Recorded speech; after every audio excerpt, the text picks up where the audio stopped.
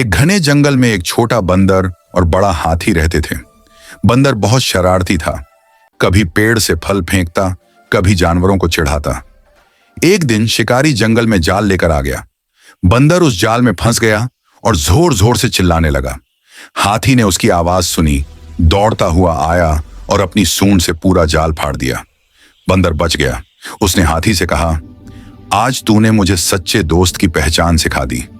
तब से दोनों हर दिन साथ खेलने लगे और जंगल में सबको दोस्ती का असली मतलब समझ आया। ऐसी दोस्ती के लिए लाइक और सब्सक्राइब कर दो।